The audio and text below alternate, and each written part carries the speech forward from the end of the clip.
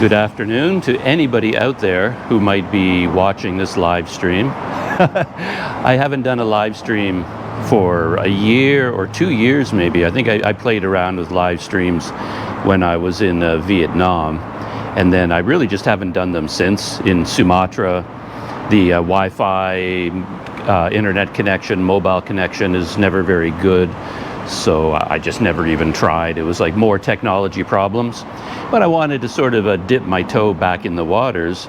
So this really isn't an official live stream, I guess, because I haven't scheduled it or anything. I didn't send out notifications. All I really did was launch live streaming from my GoPro through my phone using mobile internet. And what I'm going to do is get on my bike and ride my bicycle into downtown Port Dickson. Let me put away my phone. I guess I just have to have confidence that the live stream is running, because I put away my phone and then I can't really see anything on the GoPro. But where I am right now is in Port Dickson in Malaysia, and I came down here a couple of days ago. My friend KY drove me here in his car, and that was very kind of him. And my bicycle was stored at KY's family home while I was in Sumatra. So I came back here to get my bike set up and rideable. Got it out of storage the other day, and this is where I'm staying right now. This is the Gemilang Star Hotel, and there's my bike down here. There's no convenient place to bring the bike inside, and the hotel staff here aren't exactly customer service oriented. They don't go out of their way to help anybody, so I just locked it up out here, and so far nobody has stolen it. And so yeah, when it comes to this live streaming, I guess I'll just put my GoPro up here on my broomstick. I don't have it fully mounted yet, but it's good enough. And then I can aim the GoPro at me or turn it around facing forward. It's all going to be a little bit of an experiment because I haven't live streamed for so long. I'm so used to shooting video and then editing it later on. I would just turn off the GoPro and then do something and then restart recording. With a live stream, it's recording all the time. And there are battery limitations because I'm running it off the GoPro. And as far as I know, yeah, the live stream can only last as long as the battery lasts. When the battery dies, the live stream just stops. So anyway, what I have to do right now is unlock my bike. So again, this is sort of a new experience. Normally, I'd be mounting my GoPro and pointing it in a new direction, and then and then restart recording. But yeah, live streaming is different. Got to unlock my bike.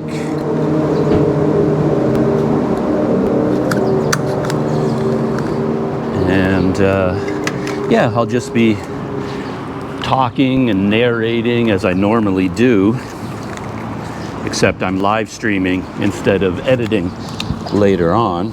And I'll occasionally, I guess, I'll be out of frame a lot because I can't be constantly adjusting the camera angle. And for now, I can't really see YouTube comments because my phone, I'm not going to be looking at my phone. So basically, if you're watching this live stream just to pass the time and you leave a comment or ask a question, I won't be able to reply until maybe I stop the live stream. Or anyway, I'm going to ride downtown, go to a coffee shop and see what happens. So now I have to, oh boy, yeah, this is more complicated than I thought. So now I have to move the GoPro from my hand mount to the bike. Oh yeah, and I have to adjust something over here first. So yeah, right out of the gate, I'm running into live stream issues. I just noticed that my Tellison mount isn't lined up perfectly. There we go. So now let's put the GoPro up here. Yeah, I'll have it facing towards me for a few minutes as I ride away.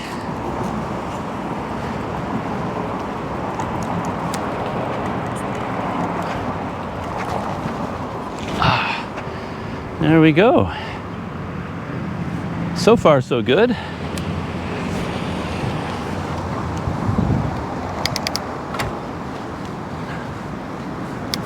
And like downtown Port Dickson, it's maybe 6 or 7 kilometers away from here. And this is pretty much it's only the second time I've been on my bike since I got back here. I rode my bike from KY's house to this hotel, and then I locked it up, and that's it. That's the last time I was on the bike, so I'm gonna have to get used to the traffic here as well. Malaysia has a lot of one-way streets and divided highways, which involves a lot of U-turns. So I have to go in the wrong direction to start, and then I got to find someplace I can cross over the highway, get over onto the other side. There we go.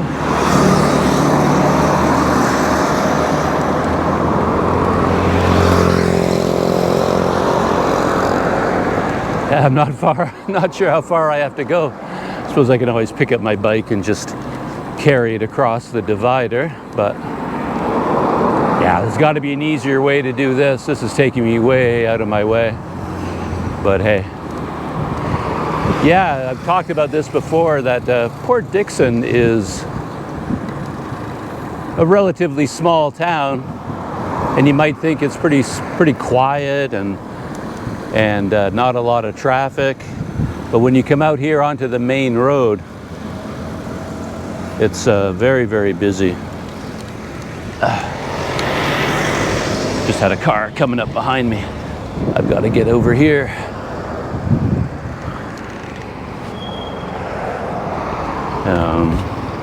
Yeah, there's a traffic light up ahead, and I get there, and then I can do a U-turn.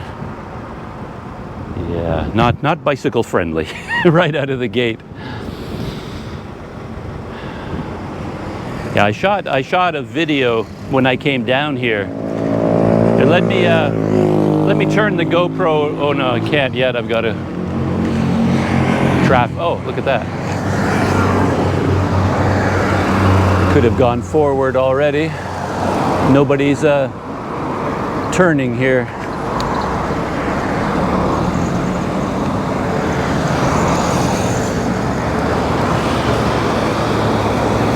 But yeah, I did shoot a video. Look at that, 2 long distance cyclists over there. They're loaded up with all their gear.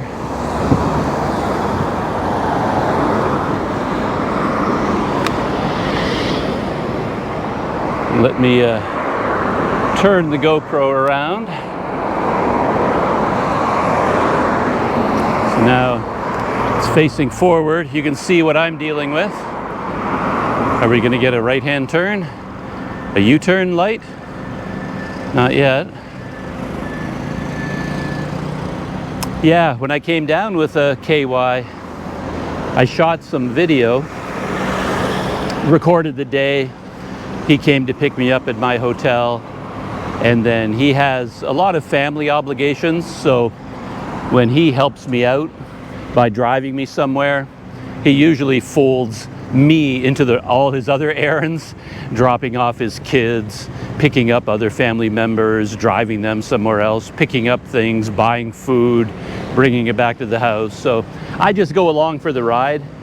I jokingly call it a KY kidnapping when he picks me up to take me somewhere, you basically never know where you're going to go or what's going to happen. Like KY kidnapping. And then after he finished all his family errands, so we got a U-turn light here. And around we go, and now we can finally head towards downtown. I don't really need to go downtown, to be honest. I'm just doing this as a live streaming experiment. So yeah, so KY drove me down here, picked up the bike. The bike was in surprisingly good condition, considering it had been sitting here for months, all the months that I was in KL, and then I went on the guided car tour around some of Malaysia, and then 2 months in Sumatra, my bike was just sort of sitting outside. It was covered from the rain, but I didn't have a tarp over it, and it wasn't really protected in any way. But yeah, all I needed to do was pump up the tires, and that's it. Chain wasn't rusted, gears were working, brakes were working. So I was going to say that I could catch up with those other two cyclists, but I'm a very slow cyclist. At the best of times, I have a very slow, measured pace. So even though they have all their luggage on their bike, much heavier load, I don't think I can catch up with them. Very windy today. I'm heading into quite a strong wind. Hopefully the microphone isn't picking up too much of that wind.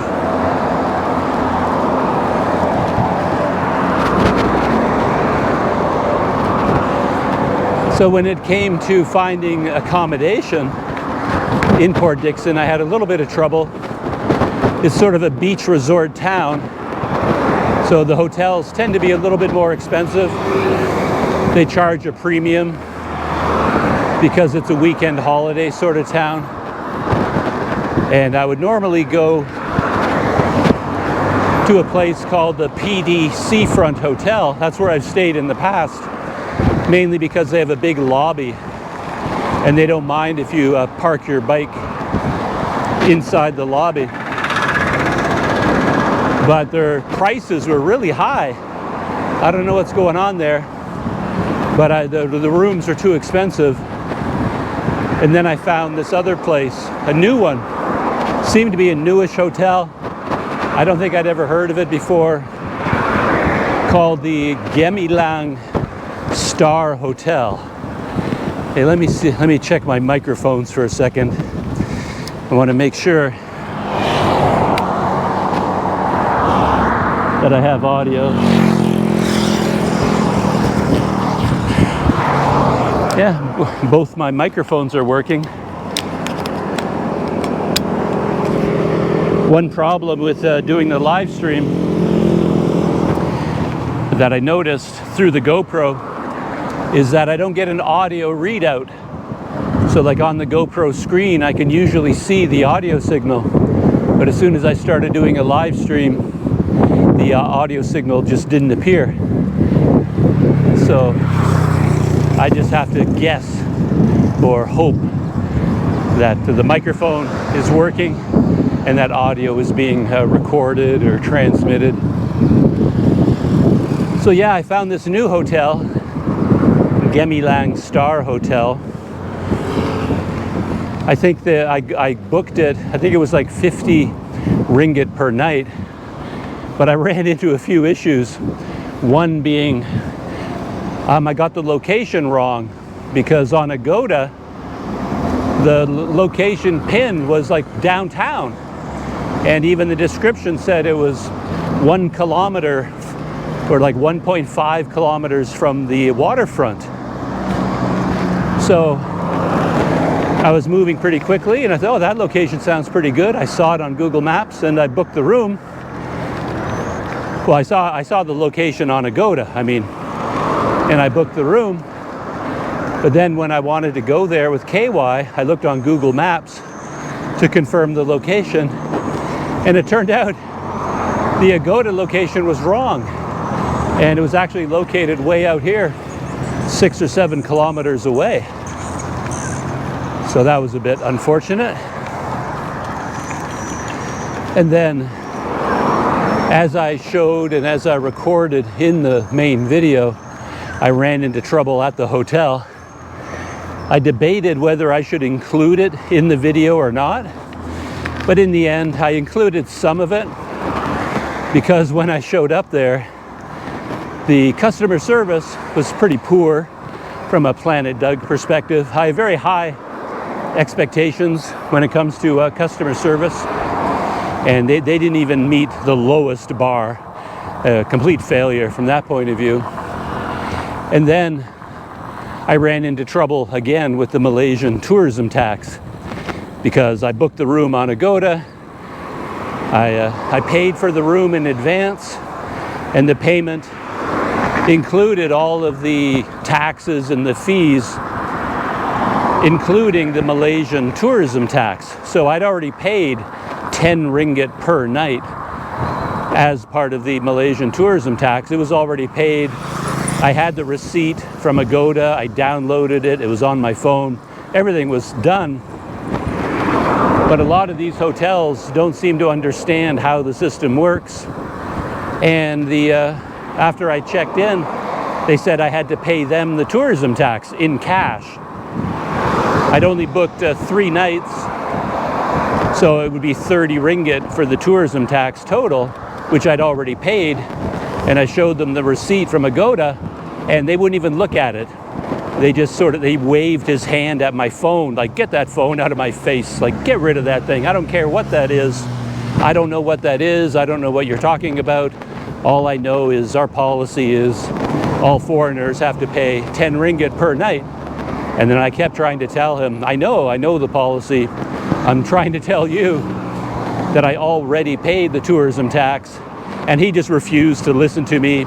He wasn't paying attention. He just kept saying over and over that I had to pay. And eventually they put me on the phone with the hotel owner, and the owner was the same. He would not listen at all.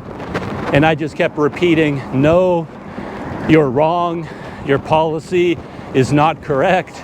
I already paid the tax, and I'm not going to pay it 2 times. And he just kept insisting, you must pay 30 ringgit. You foreigner, you have to pay. And I said, no, I do not have to pay.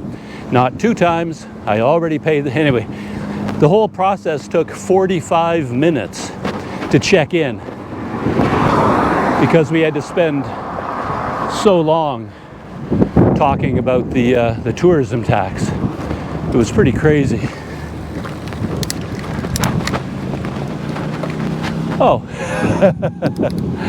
I was so busy talking, I completely missed my exit. I totally forgot where I was going. So I went by where I'm supposed to go. So I'm back on my phone now, and I don't know whether I can exit away from the live stream window to look at Google Maps. And if I do, it might stop the live stream. I don't know, so far it seems to be going. All right, so yeah, I'm taking the roundabout route of getting there. And a friend of mine is communicating with me on Zeus. Oh, is communicating with me on WhatsApp.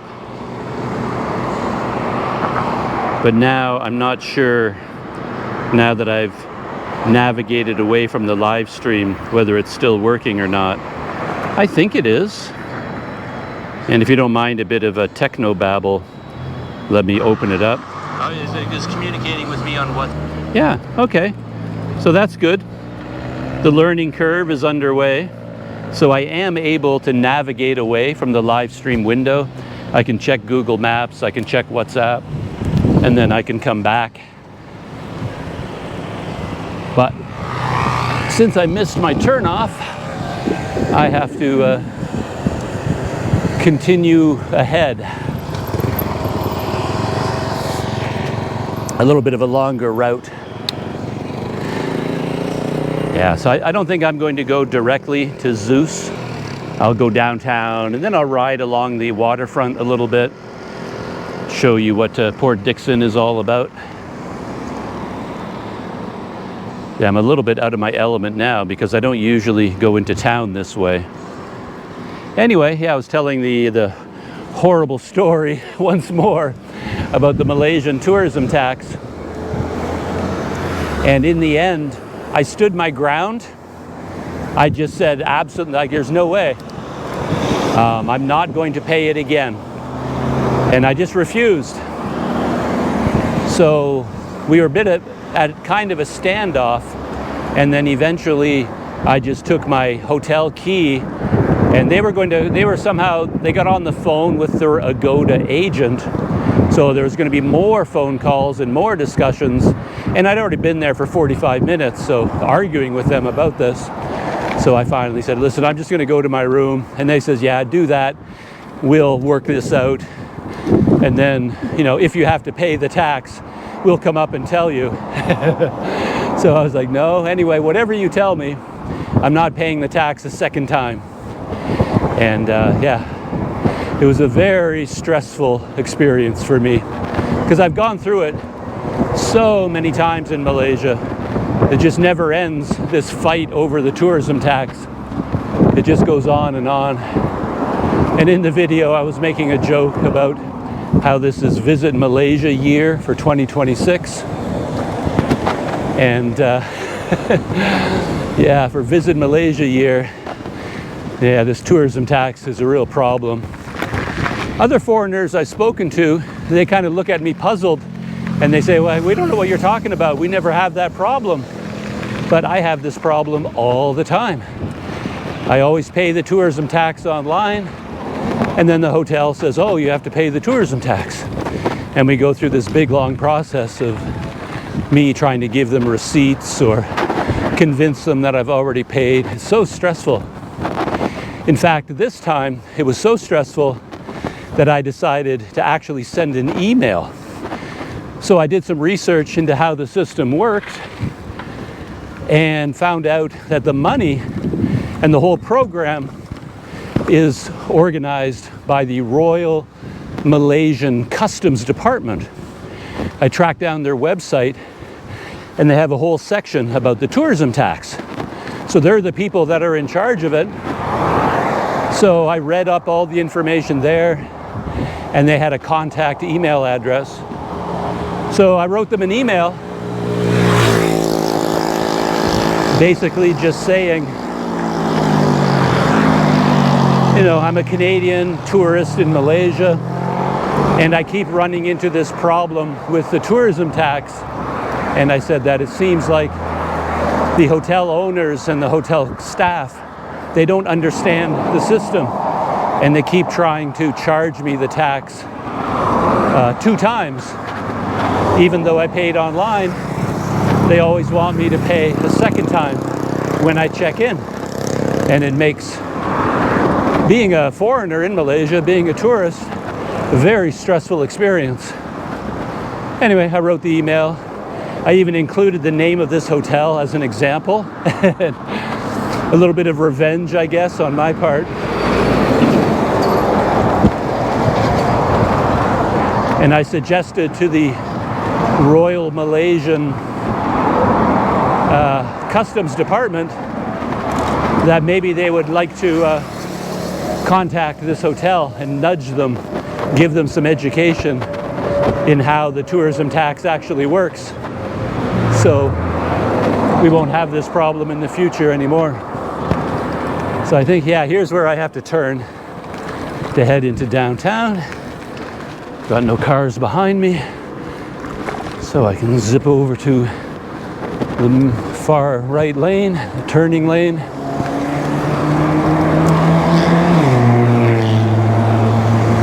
And off to the right, I can see the water.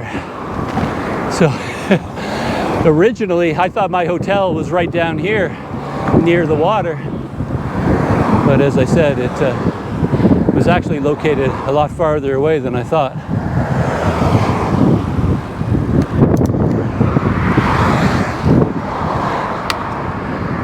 All right.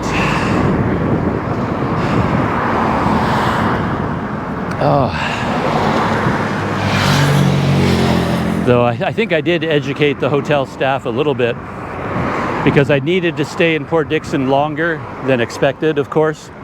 So I booked 2 more nights, and of course when I booked again online, I had to pay the tourism tax online again.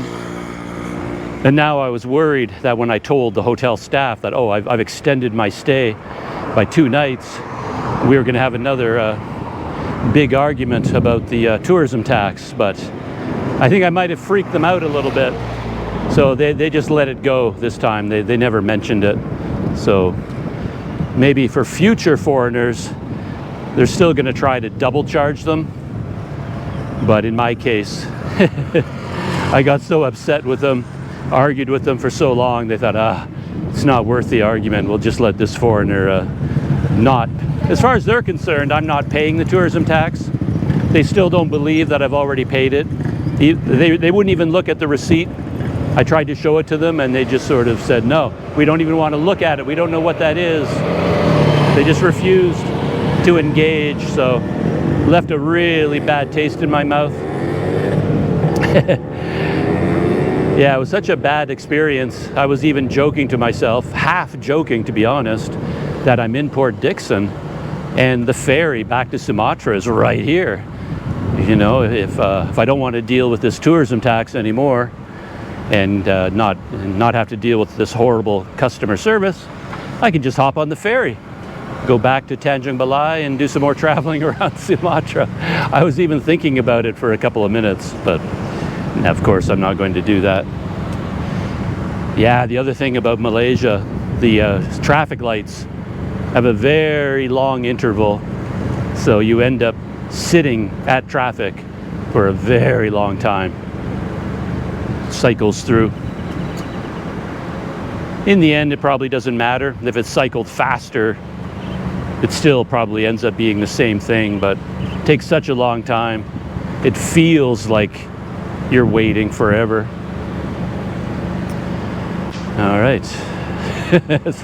But yeah, you can see just how much traffic there is here in Port. It is a Sunday as well. It's the weekend, so a lot of weekend people are here. They drive here from Kuala Lumpur, spend the weekend in one of the beach resorts. You can see one of them right there.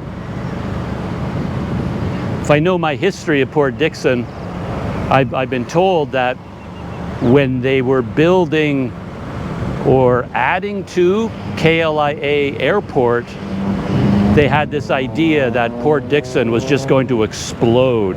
So they were preparing for a huge increase in the volume of tourists, that everybody from like international tourists, I mean, that they would fly into KLIA and then go directly to Port Dickson for a beach holiday. So they built a lot of beachside resorts, and they overbuilt because the explosion of foreign visitors that they anticipated never happened. So Port Dickson does sometimes have a bit of a feeling of a ghost town, because you see a lot of these construction projects anticipating a huge boom in tourism, and that boom never really materialized.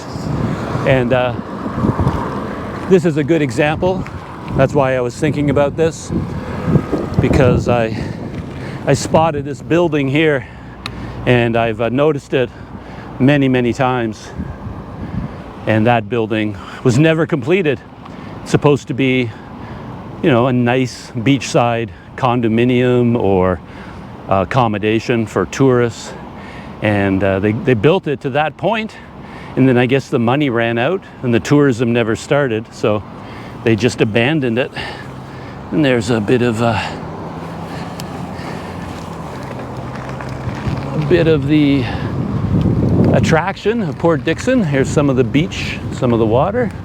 So since I'm here doing a live stream, let's just ride down here and take a quick look.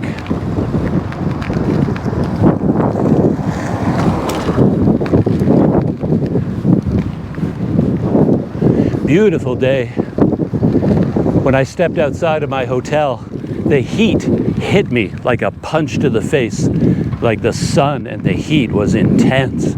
And I've talked about this in the past, though, that when you step outside of your hotel into heat like this, you instantly think, oh, it's so hot. There's no way I can ride a bicycle. It's too hot.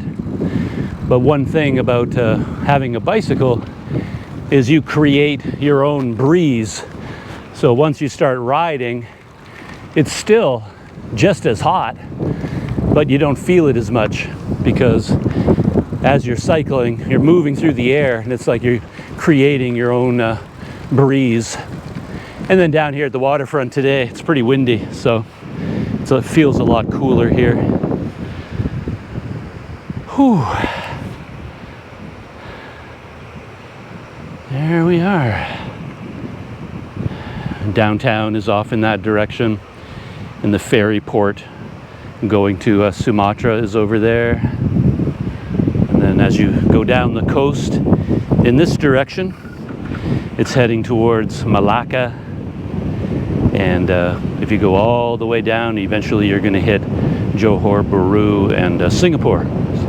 And you can see, you probably can't make it out on the GoPro screen, it's too small, but you can see all those big buildings down there. Those are all beachside resorts. And I've never stayed in one. I've only ever...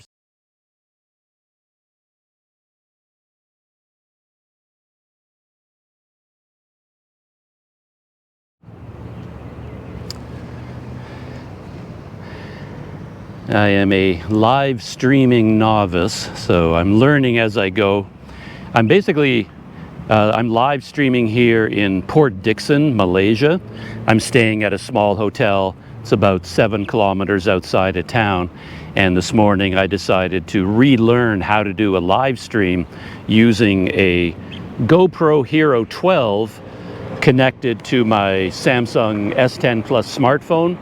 So the way you do that is you just connect your GoPro to the GoPro Quick app. And then if I want to do like an instant live stream, like without a notification, without scheduling it, it's pretty easy to do. I just set it up in GoPro Quick app, and then I hit the button, go live, and then it starts. And I recorded a live stream cycling all the way from my hotel down here to the waterfront you see behind me. But then it shut off, and the message I got was that there was a network error, I lost network connection. And I've noticed this in the past when I was staying in Port Dickson before. Downtown Port Dickson really struggles with mobile internet. It's like a dead spot. And I remember doing a lot of testing with this, trying to find a place where mobile internet would work. And it was really hard, I don't know. I could be just imagining things, but it just felt like, it just felt like mobile internet was not great downtown Port Dickson. But anyway, since that area behind me seems to be a dead spot, I'm just going to turn left here. I'm back at the main road, and this road heads into downtown Port Dickson. And you'll have to bear with me if there are any technology problems, like it disconnects again because there's no mobile internet. There's nothing I can do about that. You just have to see how it goes. So when the previous live stream quit, I was talking about Port Dickson as a tourism destination. It's very popular amongst Malaysians. You can tell, like look at the lineup of cars. It's a gorgeous coastline down south of me here. Some nice beaches, beautiful coastline. A YouTuber cyclist that I was following, I'm still following, called The American Hobo. He rode his bicycle all the way down this coast of Malaysia, and then all the way up the east coast as well. And he did a lot of camping. He was camping in a hammock night after night, and he found lots of public bathrooms along the way where you could take a shower. Like you pay 1 ringgit or 2 ringgit, and that gives you access to a nice bathroom, and he could take a shower in the morning. But he's much more hardcore than I am. I would find camping, cycling, and cycling, that combination is already pretty tough. And now you're trying to record video and edit and upload video, doing all that from your hammock. Wow, what a job that is. And the American hobo, he was vlogging every single day for a full year. Every day he vlogged, and almost every day he posted a new video, and each video was 30 minutes to over an hour long. Major project. Can't believe that he did it.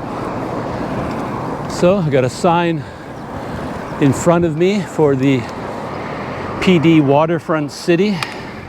And again, just to explain, I'm live streaming from my phone, and normally a live streamer would be responding to comments and people asking questions, like having a conversation.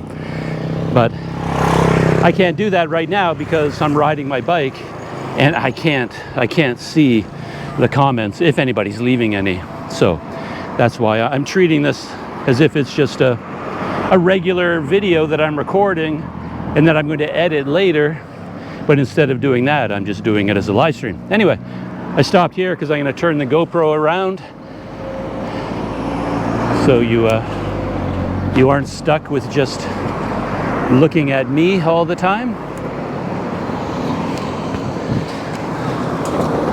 And as far as the technology goes, there's a limit of 1080p for this live stream. So that's the maximum that I can post, 1080p in terms of resolution. So this is heading towards downtown. And if I remember right, there's something fascinating over here. I recently watched a whole bunch of videos from a YouTube channel called 10C Films.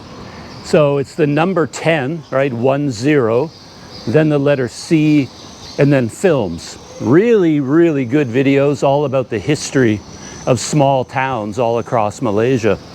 And they made like a 3-minute documentary about Port Dickson, like focusing on old Port Dickson.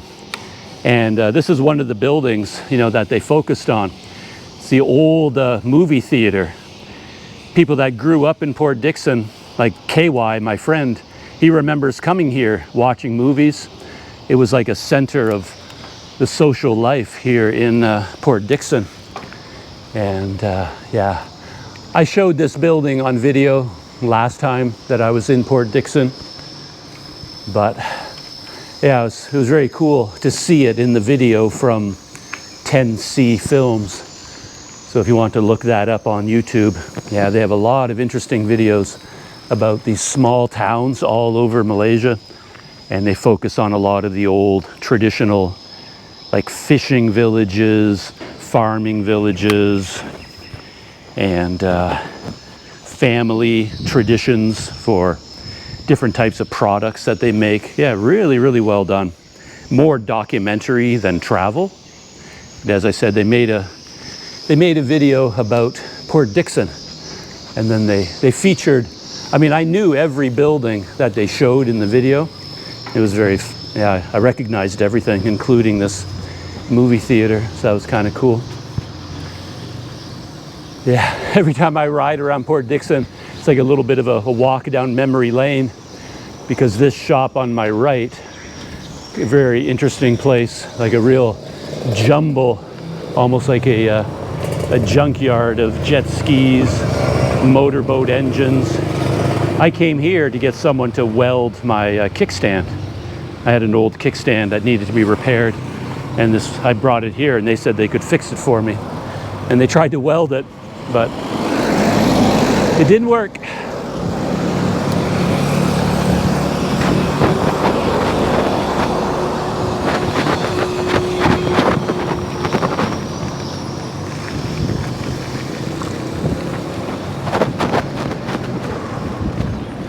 So far, I still have a mobile network connection, which is good. One reason I can do this is that with my Digi SIM card, I found a data package of like 2,000 gigabytes that's valid for 9 days. So it's basically unlimited high-speed internet. So I can live stream for hours and hours, and I would never get close to using all of that data. Yeah,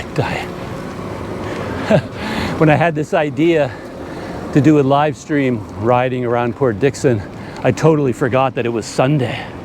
I didn't know. Well, it slipped my mind. So, and since the weather is so nice, that's why you have all of this traffic. All these people are trying to turn left to head down to the shoreline.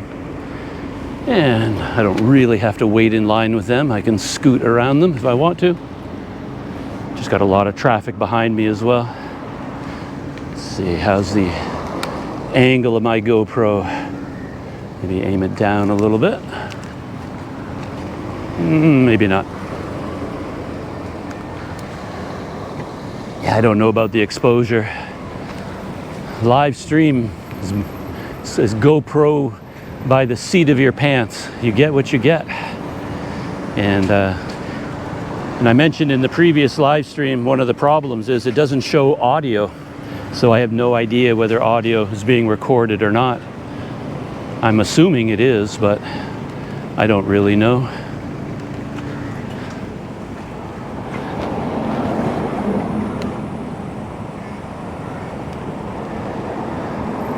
Bustling Port Dickson. I think once I turn this corner, I'll be able to get ahead of some of the cars. It's just a little bit jammed right here.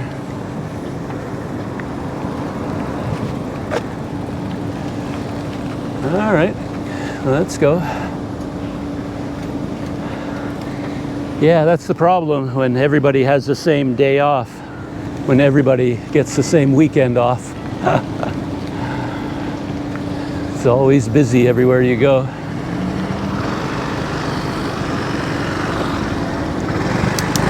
All right, let's see if we can. Oh, this van is blocking my way. Yeah, I've eaten here a few times. They're open 24 hours, 23 hours a day. I remember that now. That's quite funny. They close for 1 hour just to reset or for some reason.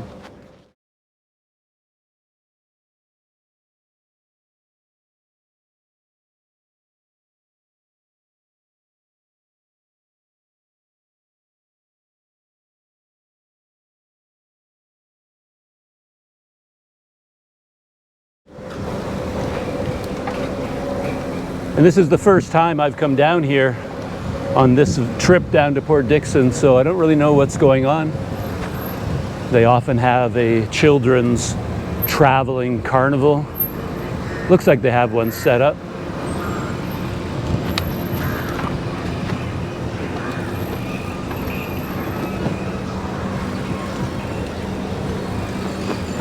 Yeah, that's what I'm talking about. It's over here. On the left, they call it the Carnival waterfront up there. All kinds of rides for children. Probably midday is not the best time to be down here. Too hot. I think it'll be much busier in the evening when it cools down. Yeah, look at all the cars here. It's just crazy. Had I remembered it was Sunday, I may not have come down. I'm not sure. But yeah, it's interesting to see Port Dickson at its busiest. If you come here on a Wednesday or something, you'll basically find almost a ghost town. There's so little going on.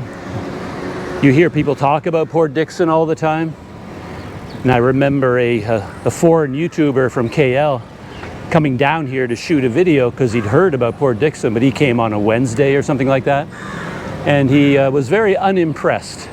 He just basically drove his car around and then turned around and left because nothing was open and nobody was here. But yeah, so if you come here on a Wednesday and then come back on a Sunday, you'll find very different atmosphere. So this is Zeus. Yeah, Zeus, or it used to be Zeus. Has it changed? Wow, you go away for a couple of months and everything disappears. Yeah, they moved. So it's an ice cream shop now. Inside Scoop. I had no idea. Google Maps still has it listed as a Zeus coffee shop. Wow, that's interesting. And you can see all these motorcycles and scooters. These are all people who they would have driven down here from Kuala Lumpur. Oh, I think I can just walk my bicycle along the waterfront for a little bit. Figure out, oh no, I'm such a dummy. That was not the Zeus location. Zeus is still here, still alive and kicking. Oh, they did move. Now I get it. Oh, it's all becoming clear to me. When I was here last time, I was with my friend KY, and we found this building, and it was completely empty at that time. And we were both wondering what in the world it was going to be. But I guess they finished it, and then they moved Zeus from where it was, that ice cream shop. They moved it to here, a bigger location, 2 stories. Okay, all right. But yeah, let's just walk along the waterfront. See what's going on. You often find fishermen here, though I see signs painted on the sidewalk now that say no fishing.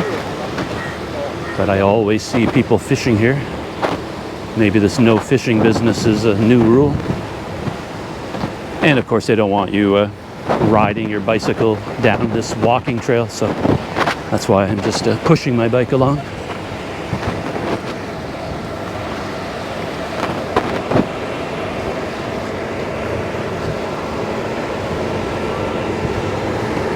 Yeah, just stop for a second, take in the atmosphere, take in the breeze. It's really nice.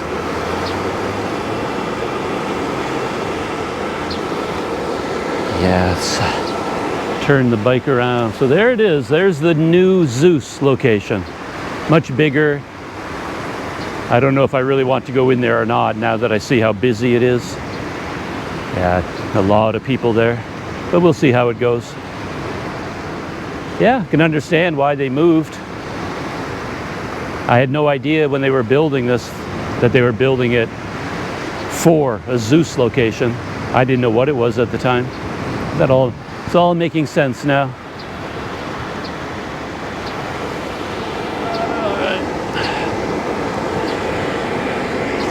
And here's the main Port Dickson waterfront park up ahead. It's got the big Port Dickson sign where you can take your Instagram photos, and a lot of toys for children, kites and bubble makers, things like that.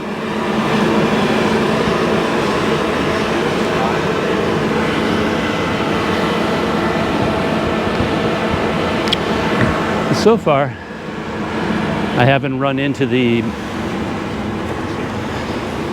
mobile internet dead spot yet. Yeah, I've talked about this sign in the past. I'm always entertained by signs where bicycles are not allowed, but then it says ride at your own risk. So I always end up thinking, well, which is it? Like, it's a contradiction. But when it comes to government signs, that's not a big surprise. They're not always the most well thought out. So you can't ride your bike here, but if you do it at your own risk.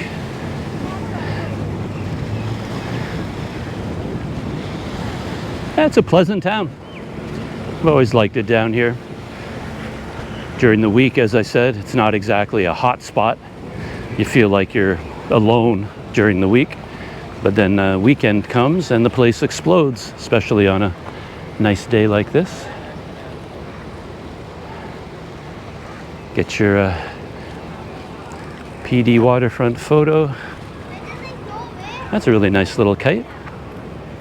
Bird with wings. Remember when I was in Sumatra, I always felt bad for the kids there because I saw a lot of kites, but they were of such an odd design that they couldn't fly. So they would run and run and run and run down the roads, run across the fields, and while they were running, the kite would be aloft, but then as soon as they stopped running, the kite would, whoa, look at that. I love kites, so like we've got this little character right here, happily kite flying, and then you look above, check that out. Look at that beautiful kite up there. That's what I associate with kite flying. But in Sumatra, none of the kites would ever get off the ground. I could never figure that out. But yeah. So yeah, here we are. So this guy, when I was thinking if I went back to Sumatra, you could stock up on like a dozen of these kites and then bring them there. Yeah, but even this little kid, just a toddler, barely able to walk, and is flying a kite like a pro. Yeah, that kind of kite just flies itself, which is very cool. And they come with fishing rods too, with the string. I am a master kite flyer from my childhood, so I know what I'm talking about when it comes to kites. I used to build them myself, box kites. Those are my favorite kites, the box kites. And then I would, make my own. Oh, and he's trying to get their kite off the ground. He's trying to figure out how to let out the string. But yeah, it flies right there all by itself. Yeah, they're nicely designed. Oh, and that little girl has got her bird way up there. Look at that. That's a great little kite. Love it.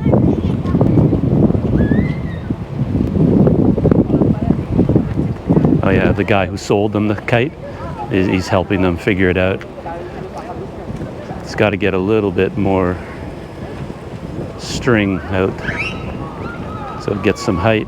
Anyway, we'll leave them to it.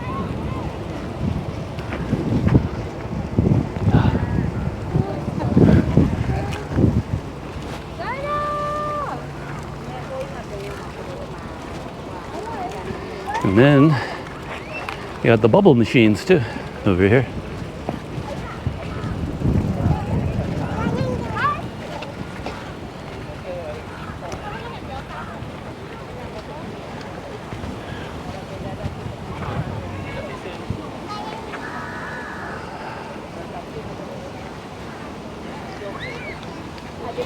Oh yeah, that guy with the fishing rod kite. It's not flying that steadily yet, but he's getting it up there.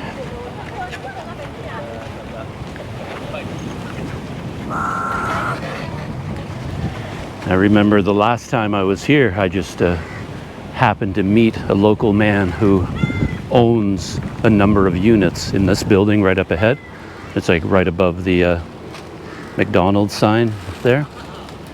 And and he invited me up there. We rode the elevator all the way to the top just to get a view of the area. That was really nice. And he gave me his name card and says, hey, if you're ever coming back to Port Dickson and you're looking for a place to rent, get in touch with him. But of course he rents out by the month, things like that. So wouldn't quite be suitable unless I knew for sure I was going to stay for a month. But yeah, you got your beachwear covered here.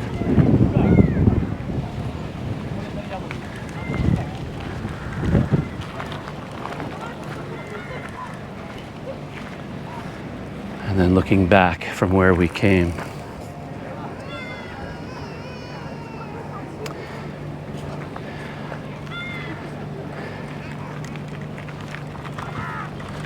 Trying to think where I can stop just for a few minutes to enjoy some air conditioning, sit inside for a bit. Could always get a ice cream cone from McDonald's, but I imagine it's pretty crowded. Let's walk by the window, see what's going on.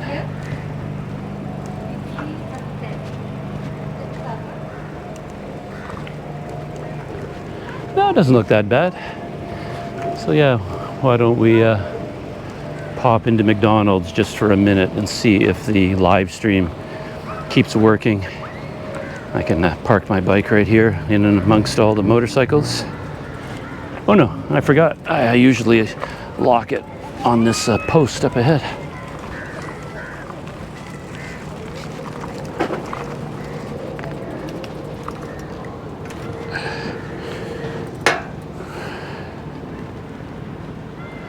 There, you get a nice view of the bush.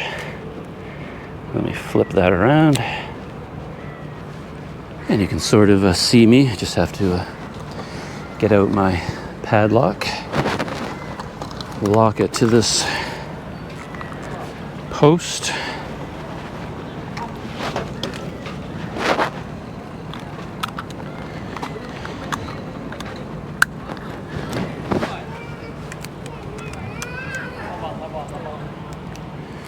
And with the power of the Telesin quick release, I can mount the GoPro on my hand grip. So yeah, I kind of just leave my bike there. Yeah, sometimes it's nice to park your bike and then you feel a bit more free, a little bit unencumbered. You start walking around.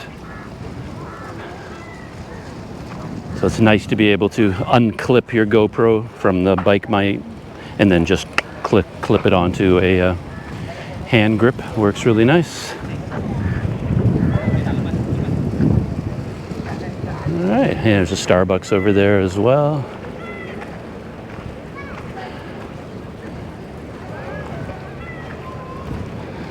So, and I have my other grip ready to go, my neck mount.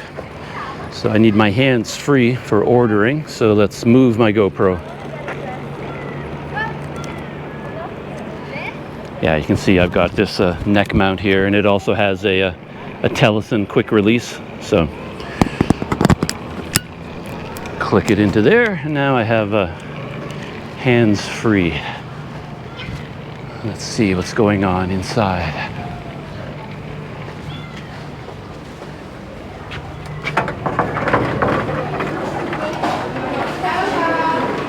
Thank you. And I have the, okay, so there's the live streaming control panel. And now I need to find touch and go. All right. And now we just wait our turn for the machines.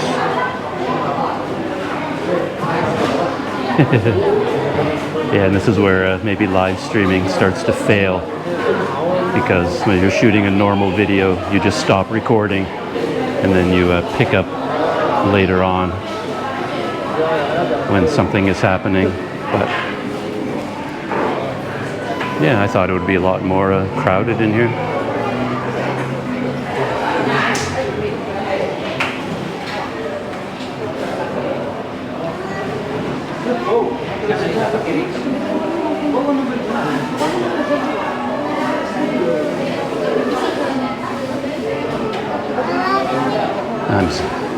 I've become a master of using all these sorts of machines and paying with QR codes and things like that, so I tend to go quite quickly. But we'll see. Saying that, maybe I set myself up for failure. Oop. Might need my glasses. Okay, there we go. Start order. Skip login, eat in, and I'm just going to get a dessert. Where is my dessert? Burgers, nuggets, desserts, there we are. and just a sundae cone. Add to cart. And that's it. Next. I don't want to add anything. No thanks. Confirm my order. And cards and e-wallets. Why not get table service? 106. Continue. QR payment. And now I need a QR code that they can scan down there. Approved.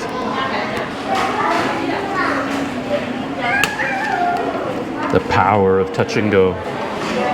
So then I just bring the number, and then I wait for the ice cream to come to my table.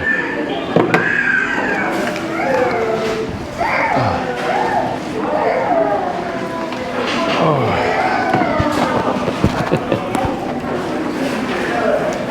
I have to keep reminding myself that the GoPro is transmitting live to the world.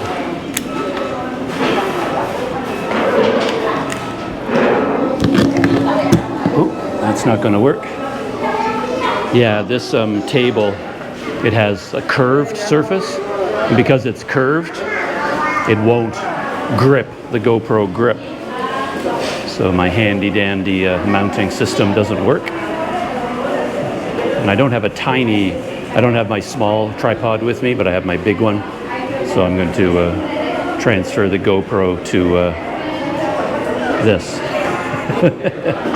But now I need both hands to do that. How do I do that without making you seasick? All right, I guess I'll just do it this way. Take the GoPro off.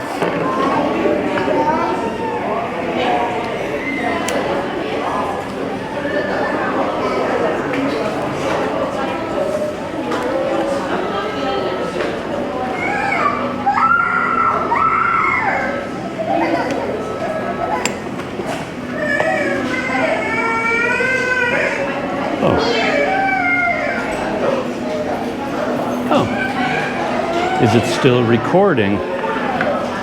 I got a notification that a connection was lost. So,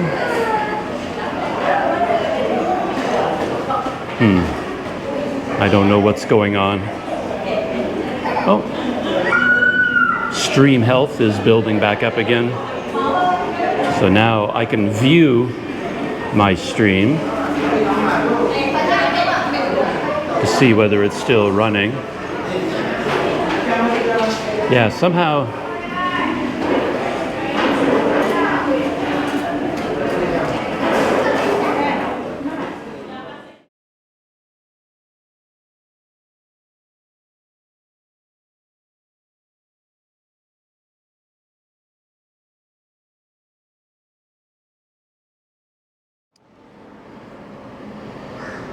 So this is attempt number 3. I'm testing live stream technology with a GoPro Hero 12 connected to my phone using the Quick app, the GoPro Quick app, to connect to YouTube.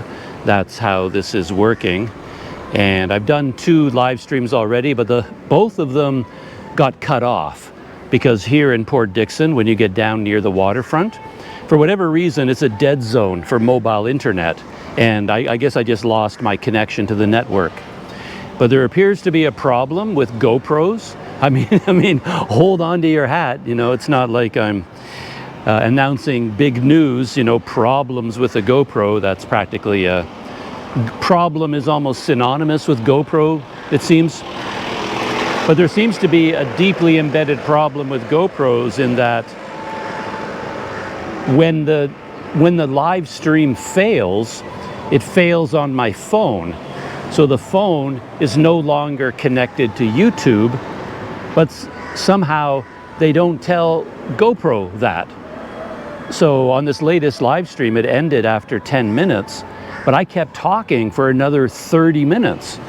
I went all up and down the waterfront. I was talking about the shops and all the kids flying kites, and I go into McDonald's, and I'm talking and talking and talking because on the GoPro, the red lights are flashing.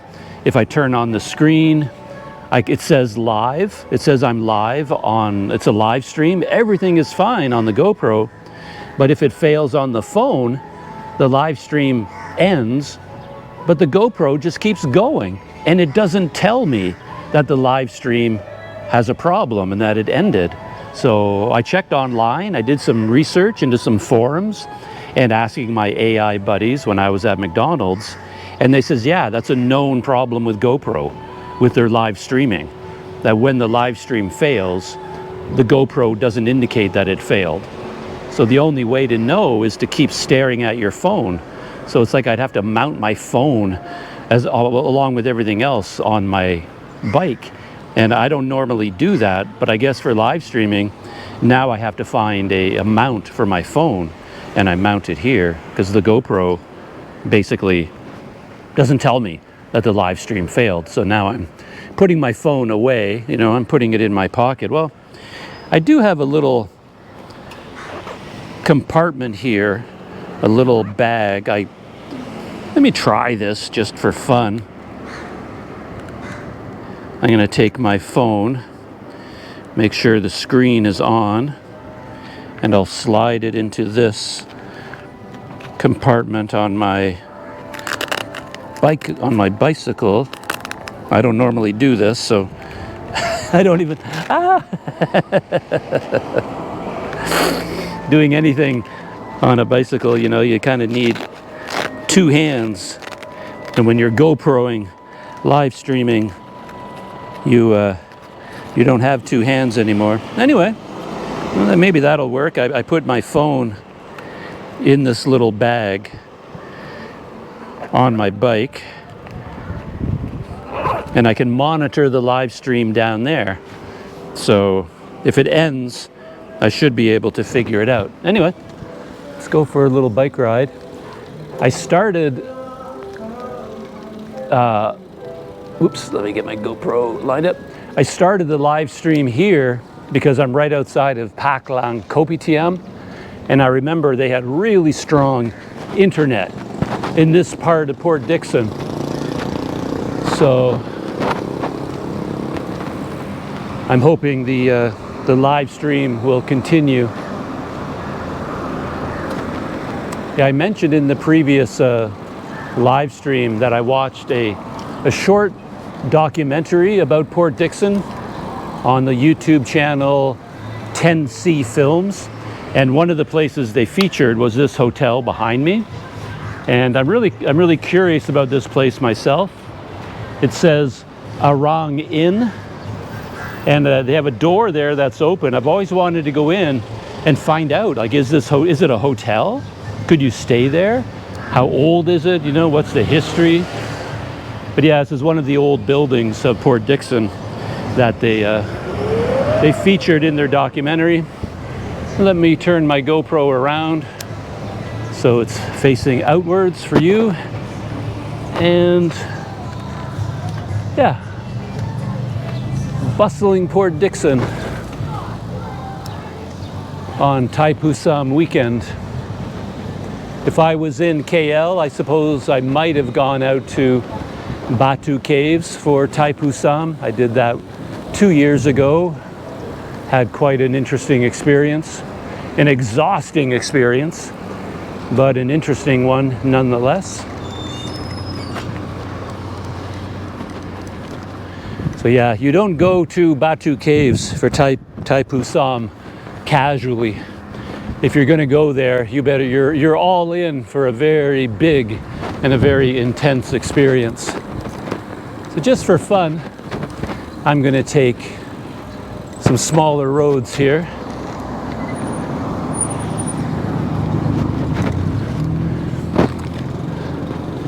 I spent some time in Port Dickson in the past, and I figure I might as well just ride this way through the back streets.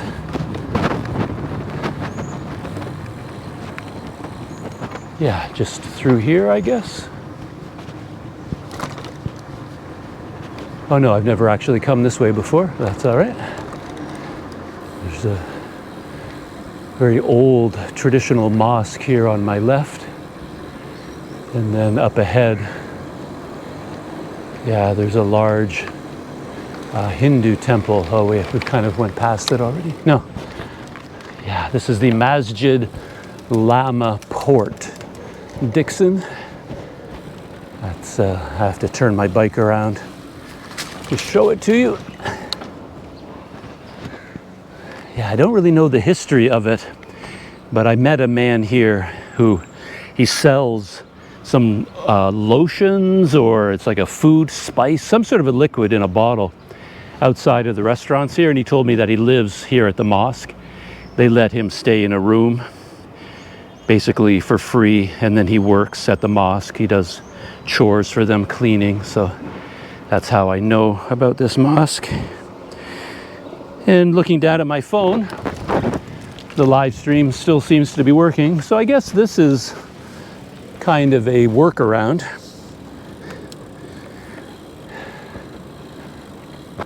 That even if I don't know from the GoPro whether the live stream is still working or not, I can look at my phone and monitor it that way.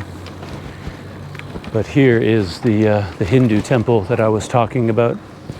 But it's not dedicated to Lord Murugan, so I don't think they would have a big Taipusam procession with Kadavi and the ceremonies and all the rituals. It probably wouldn't take place here.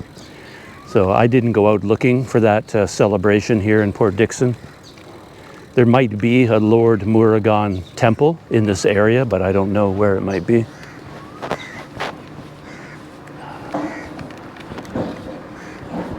But this is one of the back streets of Port Dickson, away from the waterfront. Much quieter here. And we'll see whether I can maintain an internet connection or not. And I guess it's possible that when I was down at the waterfront, there were hundreds of people there, and maybe all of them were connected to the internet, and that kind of diluted the signal, maybe, and that's why I lost the connection. Oh yeah, I forgot about that. It was Port Dickson here. They have a lot of dogs, a surprising number of dogs, like domestic, and then these street dogs, like gangs of them. It's quite a big gang in this neighborhood, I remember. And they would, they never really chased me. I usually run away like that fellow ahead of me now. But yeah, he's part of this big group of dogs. They all seem to be related, same colorings.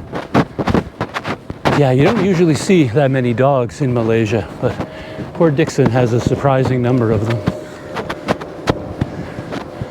It's okay, buddy. I'm not chasing you. I think I remember that one. It was a very young puppy last time I saw it. Very steep hill here. And in my previous video, I showed this neighborhood because KY's house is right over the hill up ahead. And that's where my bicycle was in storage. So this is where I got my bicycle. I can tell my legs are not in good shape at all. Even this short ride, going up this short, steep hill, I can feel my legs getting tired. Yeah, check out this building here. It's another temple, a temple complex. I forget the name of it though. Beautiful building. It's not generally open though. It's not like a temple where you can go inside and look around. And there's another sort of a community center for the Chinese community. They have a lot of activities here.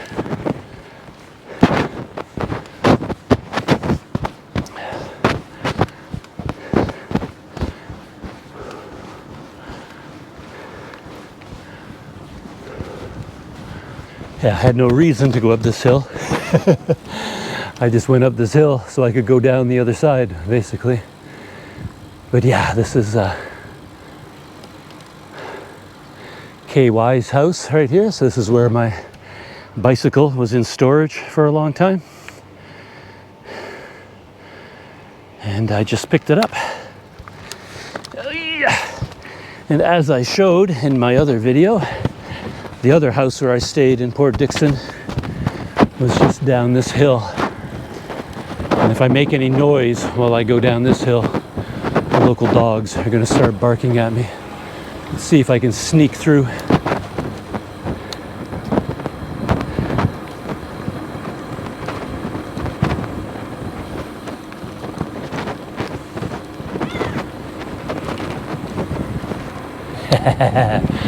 None of them saw me or heard me. I'm like a ghost in the wind. But yeah, right here, this is my other, I should say was my other home in Port Dickson for a short while. I don't think anybody's living there anymore. The house is sitting empty, I think. But I think family may come here on the weekends and stay here as a weekend retreat from their main home. Yeah, Port Dickson is surprisingly industrial as well. You probably can't see it, but we're looking straight ahead at an oil refinery district. You can make out a big piped smokestack out there. If you head in that direction, you'll find acres and acres of industrial oil refineries, and where they process oil and make all kinds of different products. And then right across the road here is a power plant. Took me a long time to figure out what this place was, but it's a giant power plant for making electricity, which is why they have all of these huge electrical towers. Yeah, anyway, I just went through these side streets just to show a little bit of the behind the scenes of Port Dickson. And right here, I'll be linking up with the main road and following the main road back to my hotel. As I talked about before, I thought this hotel was like in right downtown Port Dickson, but it turned out it's a few kilometers north of the city, its actual location. And the rooms are okay. I've been getting it for about 48 ringgit per night. I find it on Agoda. That's as cheap as it gets. But it can go up as high as like 90 ringgit a night, depending on when you book it. So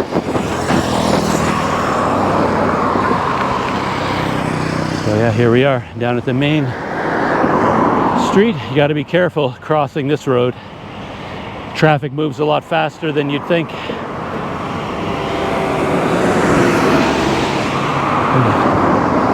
And coming around a corner in that direction. Yeah. I was just about to go, but then that red car came zipping around the corner. All right, breaking the traffic. Here we go.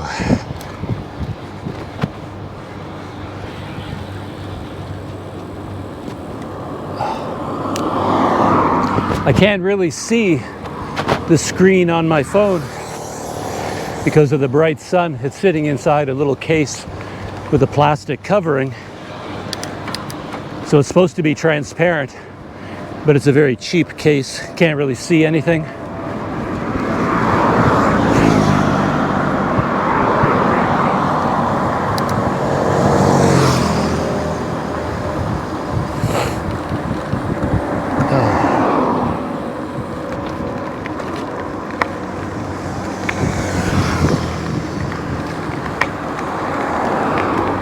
And one of my big adventures in Port Dickson so far is that I learned how to use my touch and go Visa card. So I've been using e-wallets quite a bit. Malaysian e-wallet, touch and go, and the Indonesian e-wallet, GoPay, learning how to use it. And with touch and go in Malaysia, you also get a transit card, like a touch and go, like it's like a transportation card. You can use it for paying for rides on the MRT and KTM trains and the rapid KL buses. But now you can also get a touch and go prepaid Visa card. And I didn't really know much about how to use it, but I have been figuring it out. And the one thing I wanted to learn was how to do pay wave, because this touch and go prepaid Visa card, it's not a credit card, but you can use it anywhere in the world that Visa is accepted. So this card can be used throughout the entire Visa global network, and that includes PayWave. And I've never done it before in my life. I've never used like tap and go with any kind of a card before, and I wasn't sure it would work. I tried to do it in Indonesia, but it failed all the time.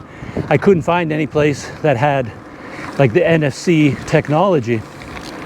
But I went into a 7-Eleven here in Port Dickson, and I did some research beforehand, and I found they had a terminal there that had the curved circles that indicate NFC, like connectivity.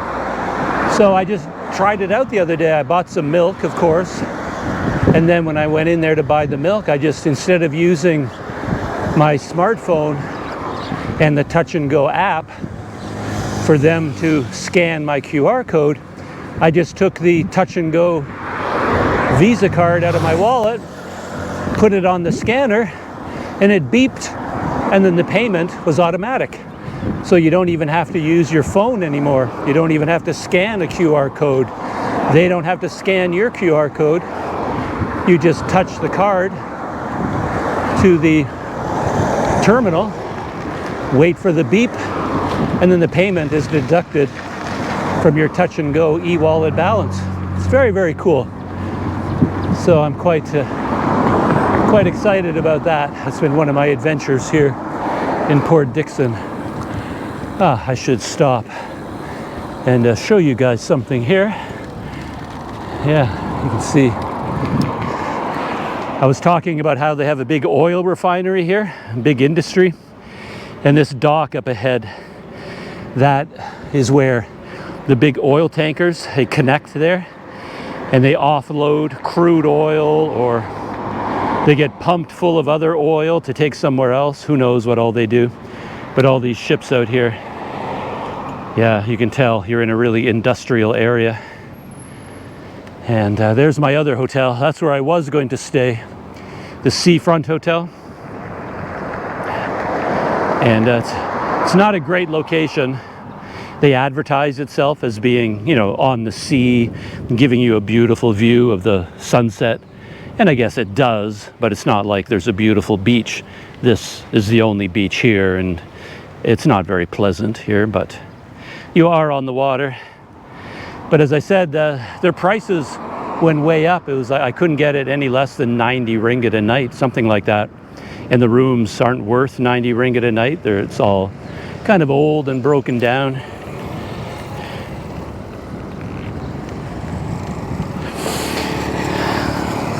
I have to try to double check my phone. Yeah, I think it's still I think we're still live streaming. Oh, what an adventure. More technology in my life. So, we're not that far away from my new hotel. It's really just right around the corner up ahead.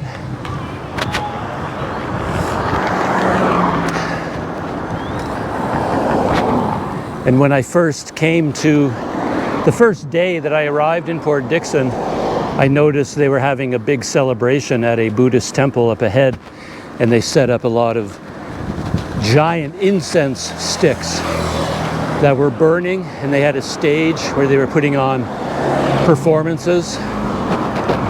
So I walked down there with my cameras on the first day, and I took some video, just B-roll kind of video.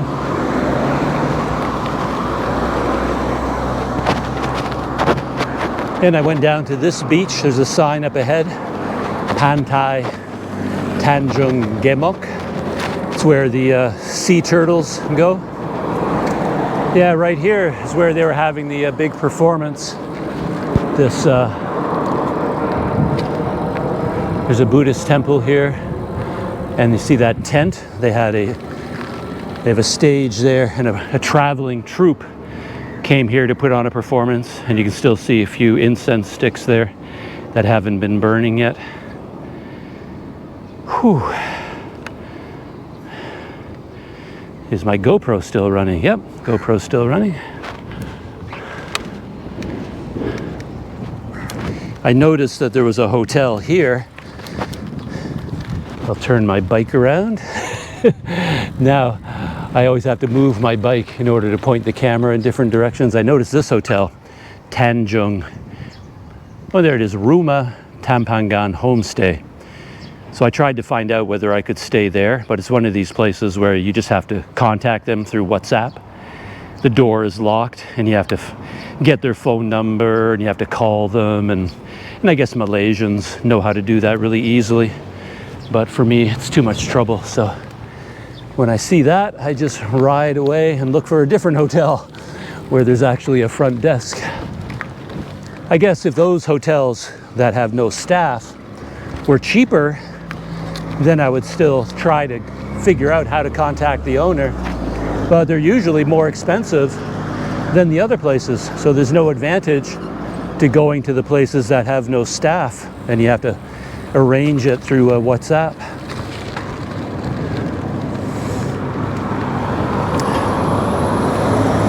So far, I think the Wi-Fi connectivity is better out here. It's just down by the waterfront where it doesn't work. So there's all the incense sticks and the temple. I can still smell the fire. Still burning a little bit down there. I can smell the smoke.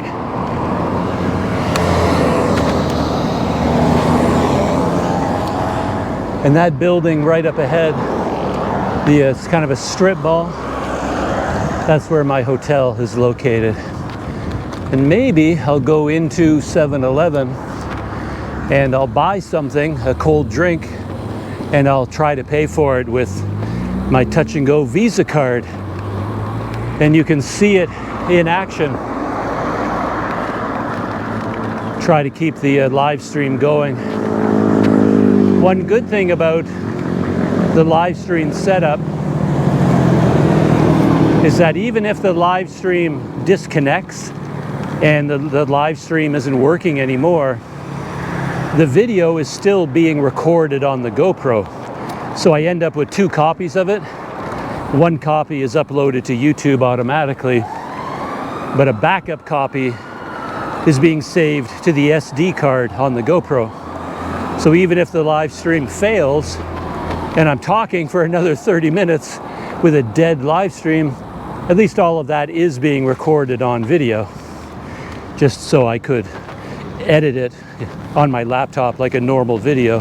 It's not like the video is completely lost. So essentially there could be 2 versions of it on my YouTube channel, a live stream version, and then I could upload a second copy as a regular video, do a little bit of editing and put it together. So here I am. Busy here too. Yeah, look at this. Parking lot completely full. There's 7-Eleven.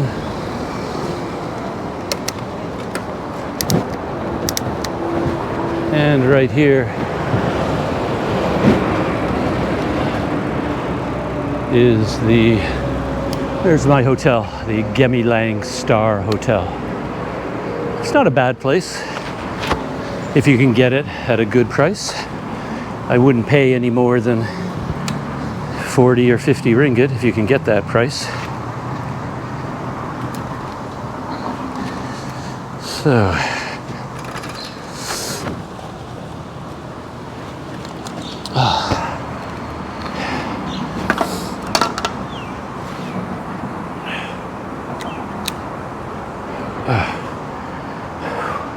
this is me. Just have to lock up my bicycle.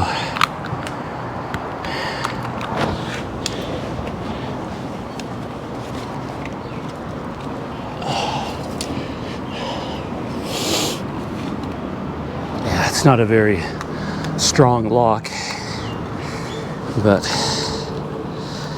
if a professional bike thief comes along, yeah, there's really no lock is going to stand up to a professional bike thief. They can cut open any lock.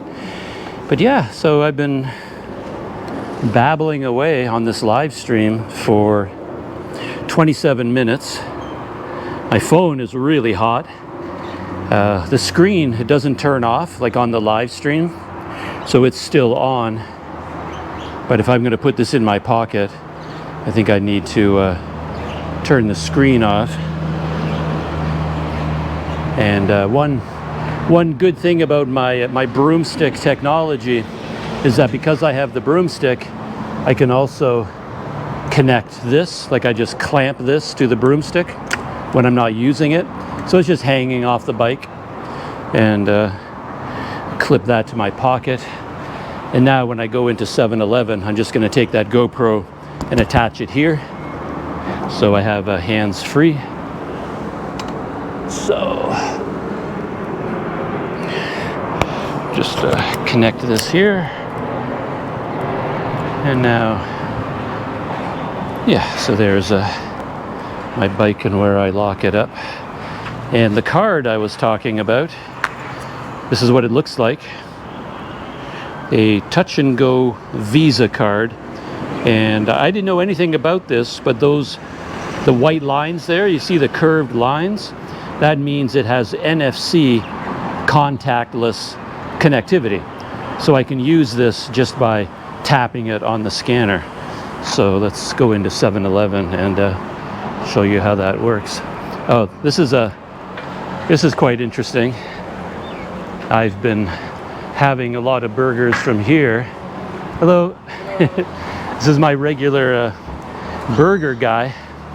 And I came here the very first night I was here, and I got a burger, and I ate it in my room, and I reacted like, wow, this is so much better than the usual Ramly burgers that I get in Kuala Lumpur. It had like fresh tomato slices, fresh onion slices. It was just much better. The sauce was better, it was bigger. And then I realized it actually isn't a Ramly burger. It is the competitor to Ramly, OTAI. I don't know how you say that. Otai burger. But I guess they are sort of a competitor to Ramly burger. They look, pretty much the same, and they're halal burgers, and the pricing is the same. But yeah, so they have their own sauce, the chili otai. And to be honest, I'll probably come back here a little bit later after I take a shower and the sun goes down a bit, and I'm probably, oh, look at that. Oh, I asked him the other day, like, do you have touch and go? And he said no, but I just noticed there's a do it now code there now. Maybe they put it up. But there you go. So yeah, it also accepts touch and go. The other day he told me no, I can't use it here, but apparently I can. I never saw that before. Anyway, let's head into 7-Eleven.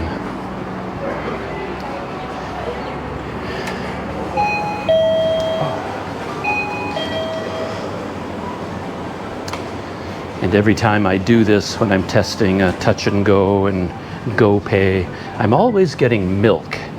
But this time I think I'm going to switch things up, and I'm going to get vanilla Coke. Is that vanilla Coke over there? Oh no, that's A&W. Oh, okay, maybe we can get a can of vanilla Coke. So good. So let's see how easy it is to pay for this with my card connected to my touch and go e-wallet.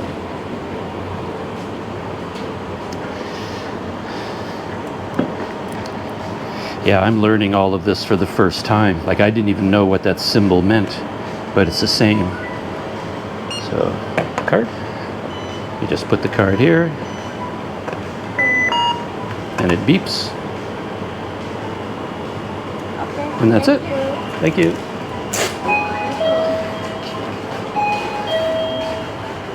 So yeah, how easy was that? And in a live stream, you get to see all the behind the scenes of Planet Doug. This is what you normally don't see. I have to set this up before I sit down, and then I use the quick release mount, put it there.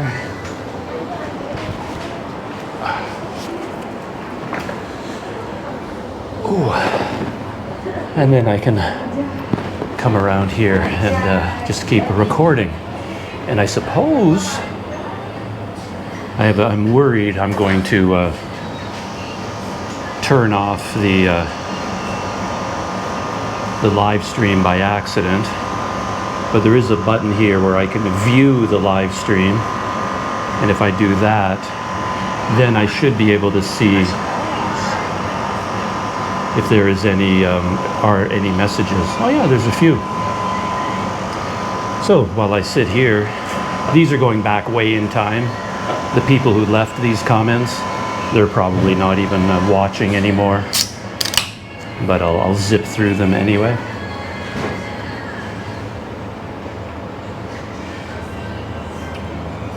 Oh, so good, ice cold, so nice. So Mr. Watermelon asks, this is an e-bike or you need to pedal yourself? No, it's not an e-bike.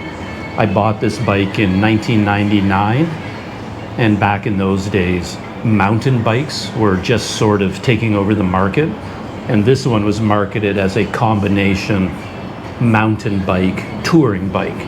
So it was like what they called a hybrid. But yeah, I have to pedal that bike. It's not an e-bike, just a regular mountain bike, basically.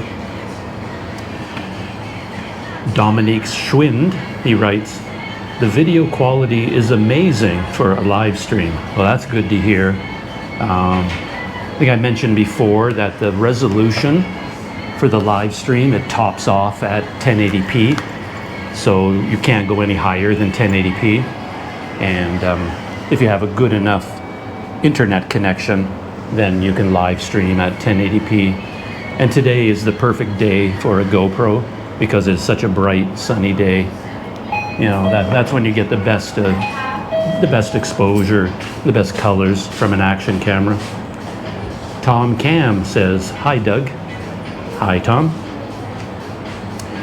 And Tamasi65, good to see Sumatra adventurer Doug on his bike again. Yeah, feels great to be on the bike, it really does. As soon as I don't have the bicycle, like when I was in Banda Aceh, it really felt like my legs had been cut off because I'm not accustomed to always summoning a grab or always getting on a bus or always getting a taxi or a baycheck. I like the freedom of a bicycle where, yeah, within a city, you can just go anywhere you want. And Matrazi 8965. Hi Doug, I love Planet Doug. Well, thank you very much.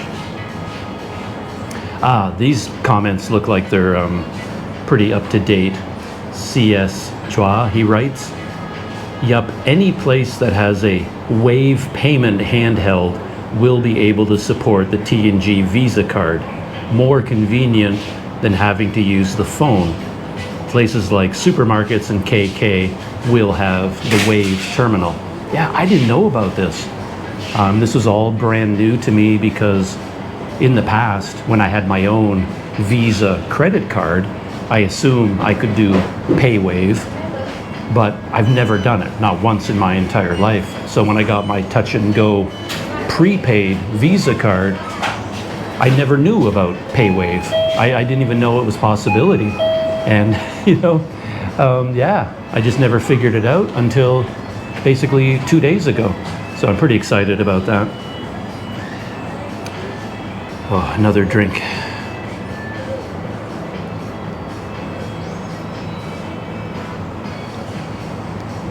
So good. I'm assuming the live chat is still working. Conscious Mind 998, he writes, Is the traffic heavy at PD since it's a holiday? Yeah, the traffic here is really, really heavy. Down by the waterfront, absolutely jammed. All the parking is taken, kind of gridlock, slow-moving traffic jams all through the waterfront area. This parking lot outside my hotel, completely full. Yeah, a lot of traffic. And I guess tomorrow, Monday, is also a holiday. So it's going to be busy here for another couple of days. Tom Cam, he writes, Daniel live stream finished, and now Doug is live. So people who are following Daniel, he does live streaming quite often. And I join a lot of his live streams as well. And if somebody is watching Daniel's live stream, and then I start one, now I'm competing with Daniel for his live stream audience, but I'm not doing anything nearly exciting as what Daniel is doing, because he's riding his bike through Bali right now, like cycling every day, like a real adventure. So go watch his live stream. More interesting than mine, I think. I'm just doing live stream testing. Mode K2299 asks, how long does the GoPro battery last for live streaming? Well, that's a good question. For this one, I didn't put in an Enduro battery. I put in one of the older batteries. So this whole live stream has been on one battery, and it's been going on for 38 minutes.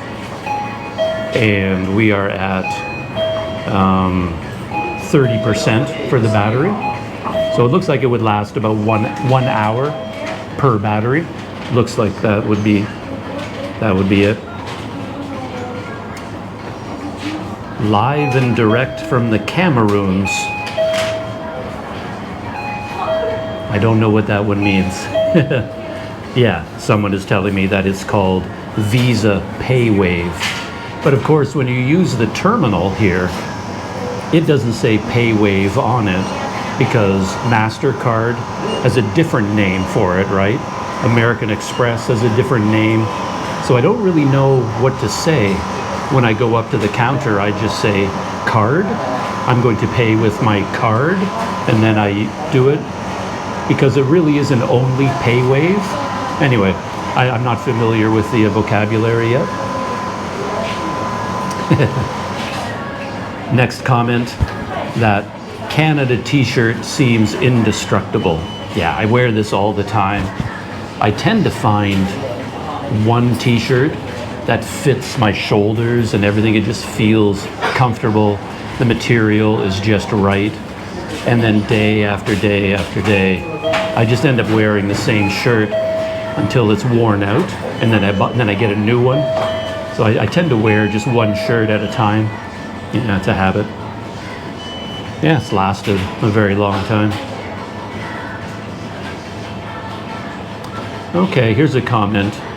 The TNG Visa is not NFC compatible. TNG NFC interferes with the Visa PayWave. As such, TNG Visa does not have an NFC chip. I guess that's true. I don't know. Like I said, the technology is all brand new to me, and the vocabulary, yeah, I don't have it straight in my head.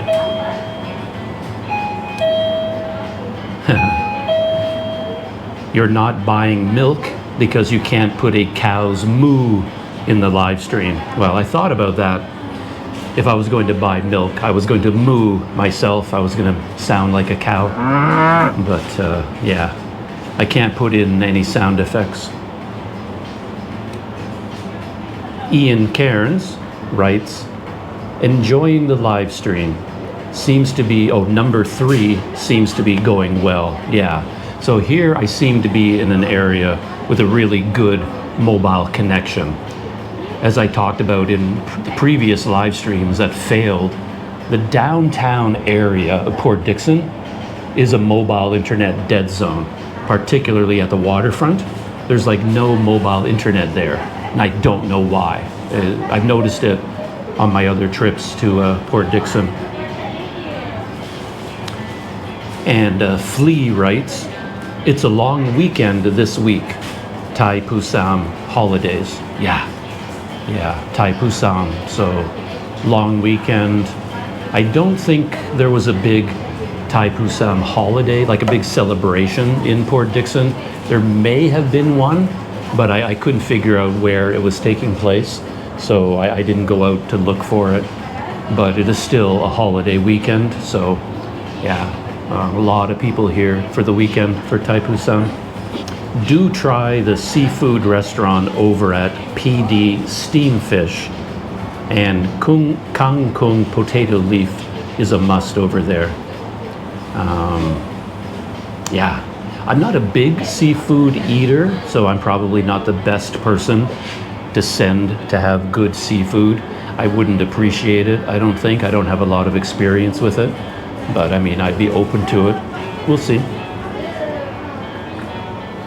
One couple more comments, maybe before I sign off. Your live stream knocked off earlier, and Daniel's live stream came on. He just ended it as he is on a boat to Lombok. Your stream just popped up on my YouTube. So yeah, it worked out pretty well. So Daniel and I have been live streaming. I stop, he starts, he stops, I start. So I guess that worked out well. And finally, I'm not sure about indestructible. A few holes that could be repaired. Yeah, he's talking about my Canada t-shirt. And of course, before I had this neck mount, I used a GoPro chest harness. So the chest harness was under the shirt. So the GoPro mount came through these holes. And I don't know, I couldn't figure out where to cut the hole. So I would put a hole here and it wouldn't be in the right place. So I cut a hole higher, but then this one was interfering with my microphone. So I cut another hole down here lower. So anyway, yeah, my shirts are falling apart again because of a GoPro. Yeah, and then the $1 million question, are you going to ride a bicycle after this? So that question is asking me, am I going to do any bike touring around Malaysia starting now? And yeah, I think I am. I think so. My bike is ready to go. My gear is here. It's not pouring rain. I have 2 months left on my current visa. So if I start cycling like in 2 days or something like that, I can have 2 months to ride my bike before my visa expires. So yeah, I've been thinking about doing a bike tour around Malaysia. I think it would be good to do that finally. To be honest, I feel like I owe it to the people of Malaysia. People here in Malaysia have supported my channel quite a bit, and I've spent so much time in Kuala Lumpur and then going back and forth from Sumatra to KL, back to Sumatra, back to KL. And I've done a bit of traveling in Malaysia, but not very much. So I think it would be nice to finally, break free of KL. So I'm trying to decide whether I should start from Port Dickson and ride north, because the weather is good on the west coast right now. Ride up the west coast to, Penang, and then cut across to Terengganu, and that could take 2 months for me. And then I can cross the border into Thailand, spend a couple of days, whatever, a week in Thailand, come back into Malaysia, hopefully get another 90-day visa, and then go down the east coast and then loop back around to KL. So I'm trying to decide whether to go clockwise or the other way, counterclockwise. So I'm just trying to figure out the logistics.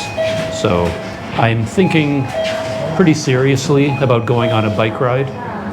And yeah, the timing for the weather, for my visa, for the, yeah, everything seems to be coming together. I think I can do a little bit of a bike ride around Malaysia. So yeah, that's what I'm thinking about. Oh, great explanation about the holes in the shirt. I would never have guessed that. Yeah, I guess it's been a while since I used the chest harness, because ever since I started using this, I like it better because the GoPro is higher. The GoPro sits up here. The chest harness, the GoPro is down low, and I don't like that perspective. And the chest harness kind of sucks in on my chest and gets kind of uncomfortable after a while. And this, I can take it off. So I don't use the chest harness very much, but I use these holes for a lavalier mic as well. So if I clip in a lavalier mic, I put the cord through the hole, underneath my shirt. So that's how that works. Just checking whether my microphone was still working, and it is. And one more comment. Do the bike tour. You owe yourself. So, yeah, I think I will. As I said, I just need to figure out, should I go south from Port Dickson, like now, down to Malacca, Johor Bahru, and then up the west coast, or up the east coast, or starting now, go up the west coast and then down the east coast. That's the way that I want to go. I think that works out better in terms of the weather, in terms of my visa. And this is a kind of a funny thing, but if you're riding along the coast, it's better to be going north, because then I'm on the left side of the road in Malaysia, so the ocean is right on my left, right? If I'm going the other way, then I'm on the far side of the road, and the road is between me and the ocean, right? So if I go clockwise, I'm always right beside the ocean. If I go counterclockwise, the road is always cutting me off. I'm between the road and the water. So I kind of want to go clockwise. I think that'll work out better. All right, visa run to Thailand sounds good. A month or two there is a good idea too. So, anyway, yeah, I think I'm going to shut down now, because this is like my third live stream in a row, and my voice is starting to wear out. And my vanilla Coke is empty. I finished it all. So anyway, thank you for everybody who joined for the live stream and left comments. And the technology, there's a learning curve. Of course, that's what I wanted to do today, kind of figure out the learning curve using the GoPro to do a live stream. And yeah, I think I learned quite a bit. And I still have like 24% battery on my phone and lots of battery left on my GoPro. So yeah, that works out well. All right, that's it. I am going to shut down the live stream, and I'm going to call that a success. Yeah, there's the button there that I click. Once I hit that, it will be shutting down. Again, thank you for joining me. GoPro live streaming success. Yeah, I think that worked out really well. And yeah, if I do go cycling around Malaysia, maybe I can do live streams all the time. We'll see how that works out. All right, shutting down. See everybody next time.